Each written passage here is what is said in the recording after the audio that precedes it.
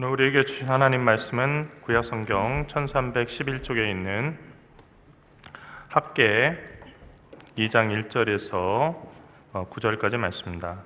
1310쪽에서 1311쪽에 나오는 말씀이 되겠습니다. 학개 2장 1절에서 9절까지 말씀을 제가 한 절, 여러분이 한 절 교독하고 마지막 절은 함께 봉독하겠습니다. 일곱째 달 곧 그 달 21일에 여호와의 말씀이 선지자 학개에게 임하니라. 이르시되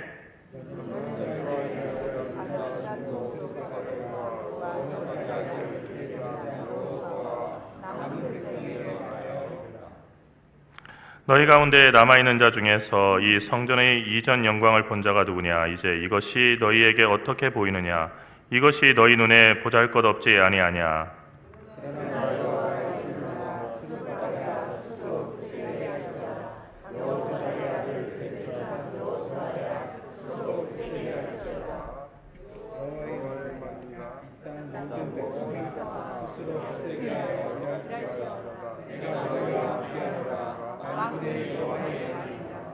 너희가 애굽에서 나올 때 내가 너희와 언약한 말과 나의 영이 계속하여 너희 가운데 머물러 있나니 너희는 두려워하지 말지어다.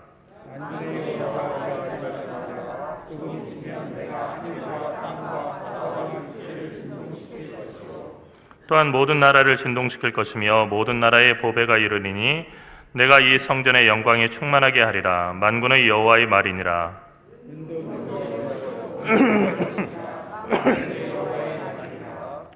이 성전의 낮은 영광이 이전 영광보다 크리라. 만군의 여호와의 말이니라. 내가 이곳에 평강을 주리라. 만군의 여호와의 말이니라.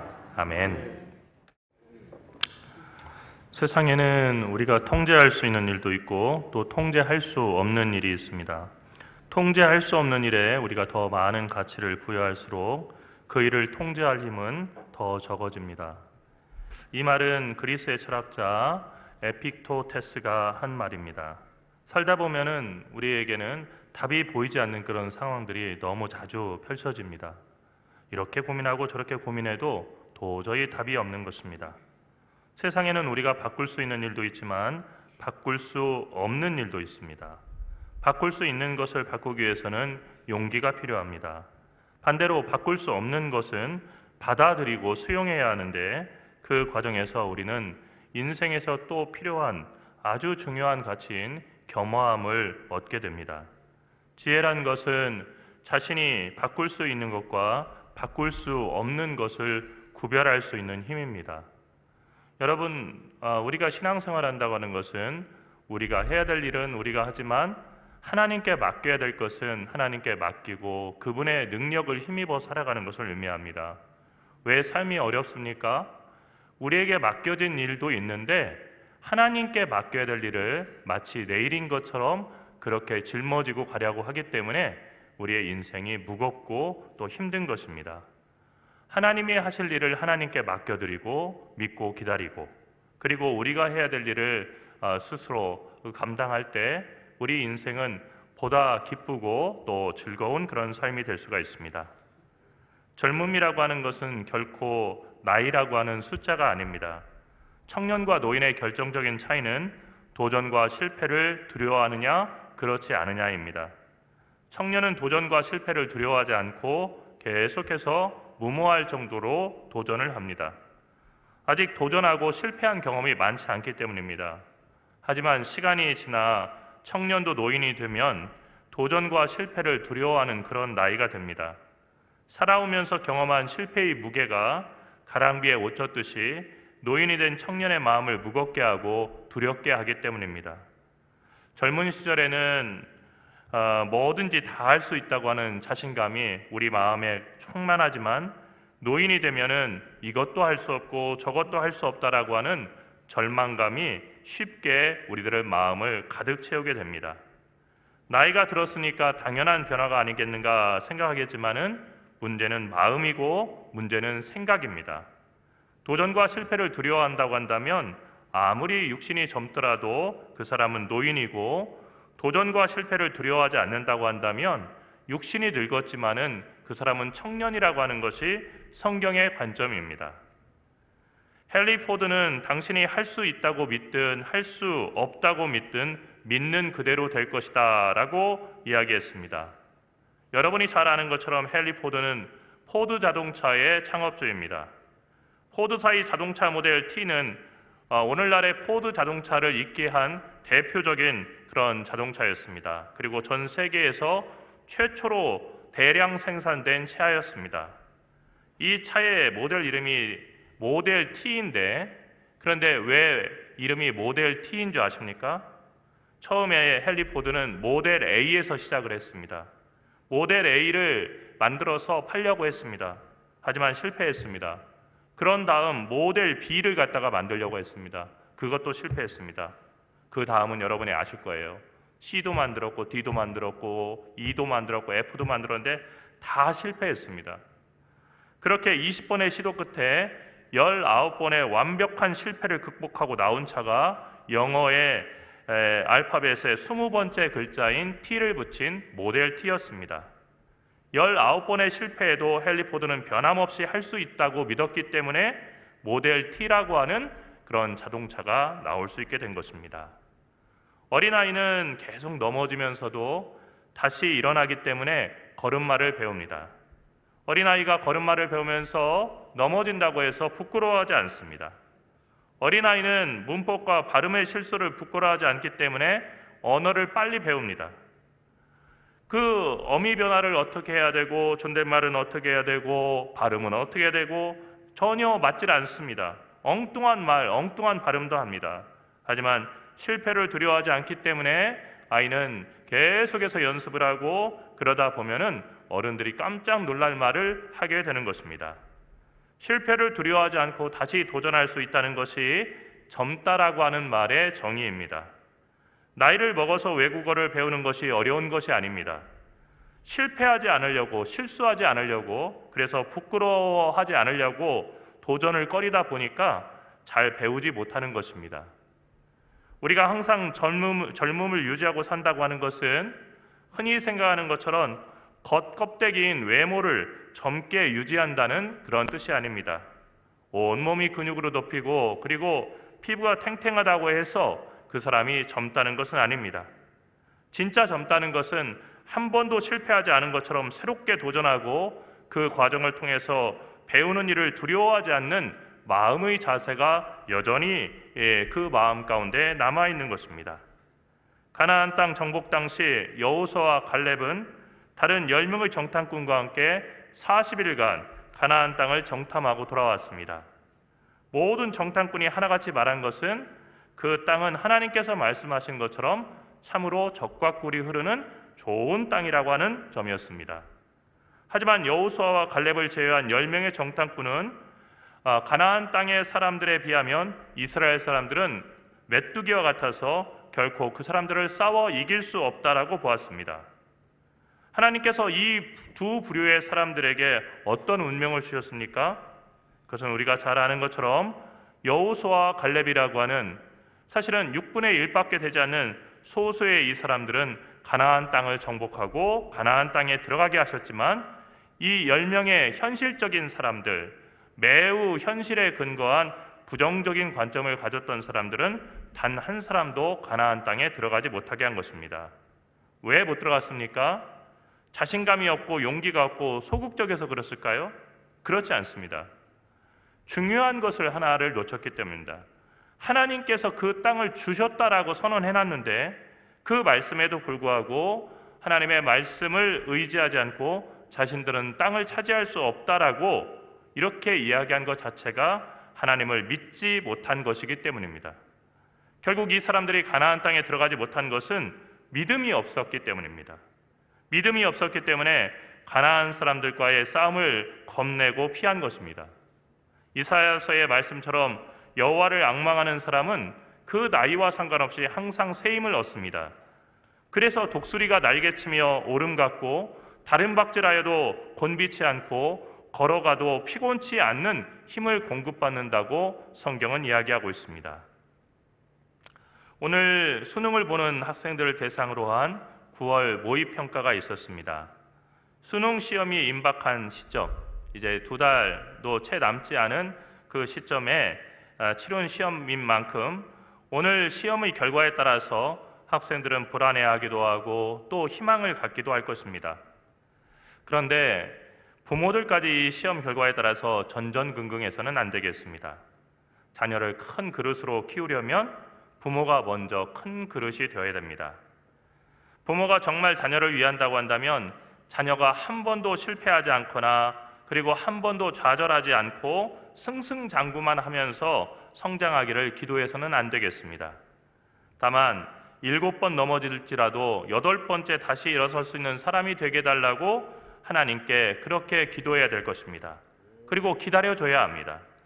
부모가 아무리 많은 교육을 시키고 그 자녀에게 평생을 먹고 살 큰 재산을 물려준다고 하더라도 그 자녀의 삶이 반드시 평탄할 것이라고 보장할 수는 없습니다. 인생은 성경에 자주 등장하는 비유처럼 배를 타고 큰 바다에 나가는 항해와도 같습니다. 지금은 평탄하지만 그리고 잔잔하지만 어떤 파도가 그 배 앞에 칠지 아무도 알 수가 없습니다. 그러므로 자녀가 좌절과 실패, 고난이 없이 살기를 기도하기보다는 그 모든 실패와 좌절, 고난에도 불구하고 스스로 굳세어져서 다시 일어나서 인생의 값진 열매를 거두는 사람이 되게 해달라고 미리 기도로 그 갈 길을 예비하는 부모들이 되어야겠습니다.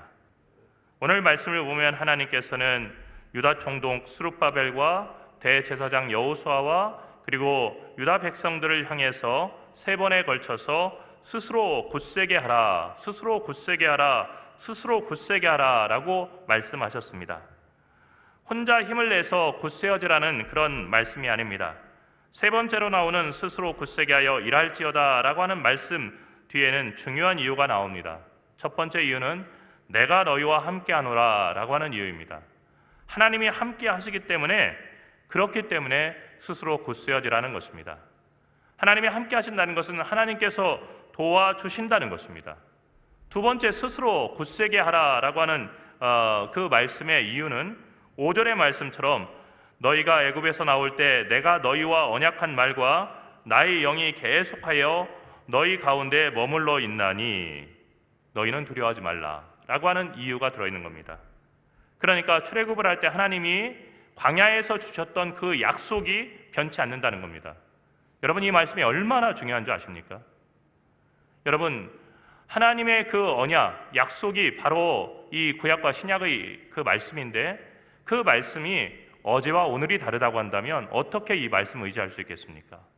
또 하나님께서 매우 변덕스러운 분이라서 우리에게 어떤 때는 자비로 다가오셨는데 그 다음 날은 우리에게 매우 난폭하거나 아니면 공격적인 자세로 우리를 대하신다고 한다면 우리가 그분을 어떻게 믿고 의지하겠습니까? 그런데 하나님께서 한 번 맺으신 자비하신 언약은 깨어지지 않는다는 것입니다. 그러니까 두려워하지 말라는 얘기입니다. 그리고 나의 영이 주의 성령께서 계속해서 이스라엘 백성 가운데 함께 하시고 있기 때문에 두려워하지 말라는 것입니다. 여러분 지금 이 말씀을 듣는 상황은 어떤 상황입니까? 포로기에서 다시 돌아와서 이스라엘의 그 땅에 다시 도착한 유다 백성들이 성전을 세우려고 하는 그런 상황이었습니다. 성전을 세우는 것이 뜻처럼 되지 않았습니다. 여러 방해들이 있었습니다.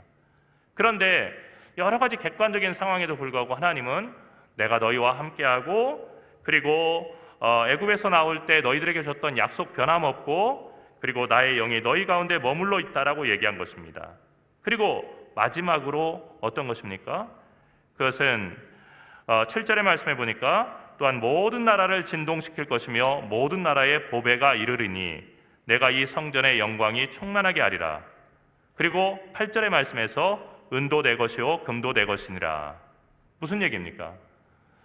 우리는 물질이 없어서 성전을 갖다 다시 세울 수 없다라고 하는데 그 부족하다고 하는 물질 다른 나라를 흔들어서라도 이스라엘에게 부어주시겠다는 것입니다. 여러분 이거 엄청난 약속이지요. 어떤 변명도 통하지 않도록 하나님께서 그 약속을 지켜낼 데 필요한 모든 것들을 주시겠다는 것입니다. 무엇보다도 내가 너희와 함께하리라는 이 말씀은 가장 확실한 승리의 보장입니다. 아무리 어려운 상황과 문제라고 할지라도 하나님이 우리와 함께 하신다고 한다면 그 상황과 문제는 쉽게 극복할 수 있습니다.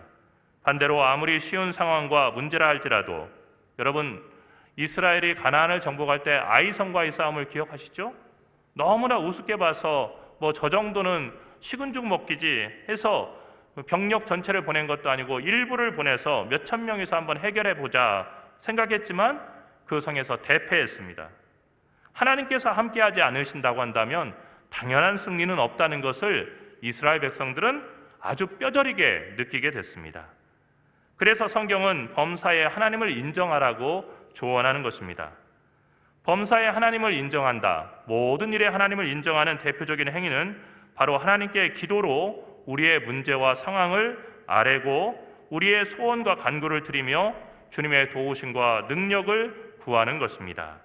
어떤 일이든지 하나님께서 함께 하시면 우리는 그 일을 해낼 수 있고 승리할 수 있습니다.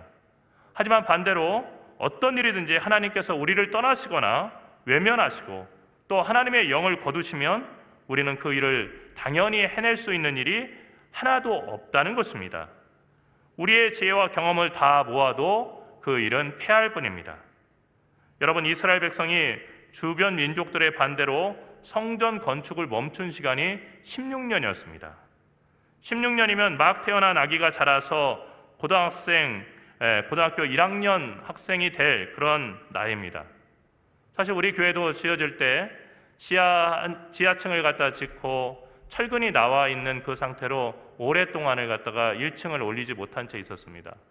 제가 우리 교회 어떤 권사님 얘기를 들어보니까 우리 교회를 어떻게 나오게 됐습니까? 했더니 신사동 교회에서 이렇게 이쪽으로 오신 것이 아니고 원래 다른 교회를 다니고 계셨는데 1층 이렇게 그 지하를 갖다 짓고 철근이 나온 상태로 그냥 시간이 지났는데도 계속 올리지 못하고 철근이 빨갛게 녹쓰는 것을 이렇게 보면서 이 교회는 언제 이렇게 교회를 지으려고 하나 걱정스러워서 이렇게 보면서 이게 어떻게 교회를 질 수 있나 그런 생각이 이렇게 계속 들더라는 거예요.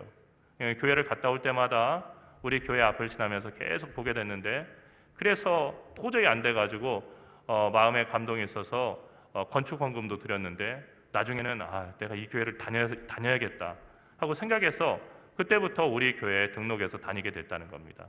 우리 교회도 비슷한 경험이 있죠. 여러분, 건축을 하고 싶지만 그것이 중단됐을 때 얼마나 힘든 그런 그 상태인지를 아마 우리 교회를 건축했던 우리 교회의 1세대 우리 성도들은 기억할 겁니다. 참 긴 시간, 16년이라고 하는 시간을 이스라엘 백성은 아무것도 하지 못한 채 지나갔습니다. 이스라엘 백성들도 성전 건축을 마무리한다는 사실을 알았습니다. 또 부담도 느꼈을 것입니다.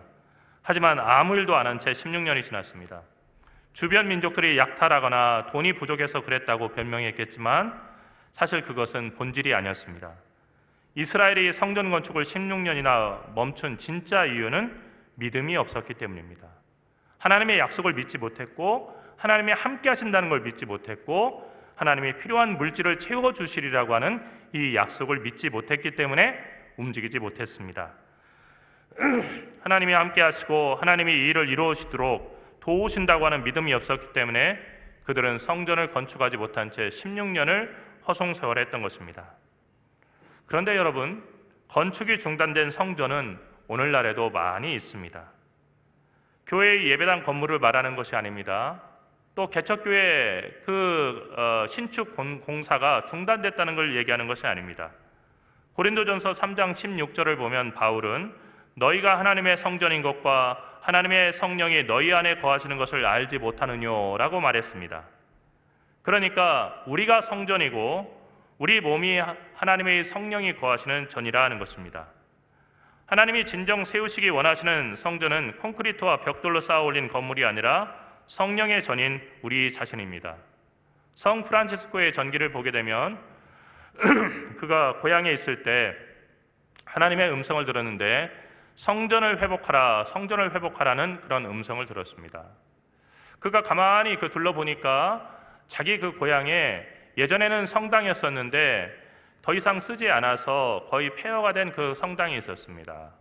이 성당을 회복하라는 주님의 뜻으로 알고 돌을 모으고 그리고 건축 자재를 가지고 열심히 하나씩 하나씩 벽돌을 쌓아 올리고 성전을 회복했습니다.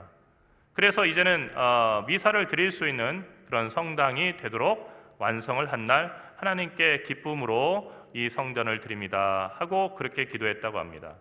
그런데 여전히 성 프란치스코의 귀에 성전을 회복하라, 성전을 회복하라 하는 그 음성이 들렸습니다. 그 동네에 이렇게 폐허가 됐던 그 성당은 그곳 하나밖에 없었기 때문에 이 프란치스코가 의아했습니다. 하지만 며칠이 지나면서 프란치스코의 마음 가운데 깨달음이 있었습니다. 하나님께서 회복하기 원하시는 그 성전이라고 하는 것은 돌로 지은 건물이 아니라 바로 중세에 정말로 믿음의 빛을 잃어버리고 방황하던 그리스도인들의 마음 가운데 세워져야 될 성령의 전이라고 하는 것입니다. 우리는 이런저런 이유로 우리 몸을 하나님의 성전으로 세우는 이 중요한 일을 미뤄왔습니다. 오늘 스룹바벨과 대제사장 여호수아와 그리고 유다 백성들에게 3번이나 말씀하셨듯이 우리는 모두 스스로 굳세어져야겠습니다.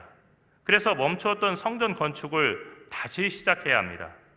우리가 하나님의 거룩한 성전이 되고 매 순간 하나님께 예배드리는 거룩한 전이 되는 것이야말로 하나님께서 가장 기대하시고 기뻐하시며 기다리시는 그런 일이기 때문입니다. 사랑하는 성도 여러분, 우리의 인생이라고 하는 시간은 우리의 몸을 하나님의 거룩한 성전으로 완성해가는 시간입니다. 사실 우리 몸은 날마다 낡아집니다. 아마 어르신들은 느낄 겁니다. 운동을 하고 또 좋은 약을 먹고 그리고 건강관리를 하고 수면과 그리고 여러 가지 생활 패턴들을 바꿔도 예전 같지 않다는 것을 느끼게 될 겁니다. 시간이 지날수록 우리의 몸은 낡아집니다. 하지만 우리의 속사람은 다릅니다. 작년보다 올해, 지난해보다 이번 달, 그리고 어제보단 오늘 조금 더 하나님을 모신 성전다운 사람이 될 수 있는 것이 바로 인생의 가장 중요한 과제이고, 우리 몸은 낡아지지만 속사람은 날마다 새로워지기 때문에 그 일은 가능한 일입니다. 포로 생활에서 돌아온 이스라엘 백성이 그랬듯이 살다 보면 이런저런 일이 우리 몸을 하나님의 성전으로 세워가는 일보다 더 중요하게 여겨질 그런 때가 있습니다. 그래서 이곳저곳에 한눈을 팔다 보면, 그리고 우리의 마음을 두다 보면 시간은 화살같이 지나고 맙니다. 올해도 벌써 9월입니다. 한 해가 이제 얼마 남지 않은 것입니다. 항상 우리 앞에 있는 시간이 많다고 생각해서는 안 되겠습니다. 지금이 생의 마지막 순간이라는 생각으로 가장 중요한 일에 집중하고 힘쓰는 우리 모두가 되어야겠습니다. 어떤 일이 가장 중요한 일이겠습니까? 우리 각자의 몸을 하나님께서 기쁘게 사용하실 수 있는 거룩한 성전, 하나님의 영이 늘 머물러 있는 거룩한 성전으로 완성해가는 일입니다. 이 일을 더 이상 미루거나 중단해서는 안 되겠습니다. 지금부터라도 날마다 벽돌 한 장을 쌓는 마음으로 매일같이 하나님의 말씀과 또 기도를 통해서 하나님의 성전다운 사람이 되기를 간절히 바라십시오. 우리가 주님 앞에 섰을 때 우리는 하나님 앞에 우리가 평생 지은 우리 몸과 마음의 성전을 보여드려야 할 겁니다. 그 성전은 지금 눈에 보이지 않지만 우리의 속사람 가운데 지어져 가고 있는 정말 중요한 하나님의 걸작입니다. 하나님은 그 성전이 완성되기를 보고 바라시고, 그리고 그 성전을 보시기를 원하십니다. 여러분 가운데 이 아름다운 성전이 세워질 수 있도록 날마다 스스로 굳세게 해서 거룩한 일에 힘쓰는 그런 여러분 모두가 되기를 간절히 축원합니다. 기도합시다. 사랑하시는 하나님, 은혜와 사랑을 감사합니다. 눈에 보이는 것 가운데 우리는 너무 자주 절망하고 그리고 낙심합니다. 이것 때문에 주의 일을 할 수 없고 저것 때문에 주의 일에 집중할 수 없다라고 얘기하지만, 주님은 스스로 굳세게 하여 일해라. 내가 너와 함께한다. 그리고 나의 약속에 변함이 없다. 그리고 나의 영이 너희 가운데 있으며 내가 필요한 모든 것을 내가 공급해 주겠다. 오늘 또 약속하십니다. 주님의 그 신실한 약속을 믿고 의지하게 인도하여 주시옵소서. 그리고 오로지 정말로 우리의 짧은 삶을 통해서 하나님의 영이 거하실 수 있는 거룩한 성전을 세우는데 우리의 모든 노력을 다하게 인도하여 주시옵소서. 참된 영으로 우리의 가운데 참여하셔서 우리의 예배 받으시기를 기뻐하시는 사랑하신 예수 그리스도의 이름으로 간절히 기도리옵나이다.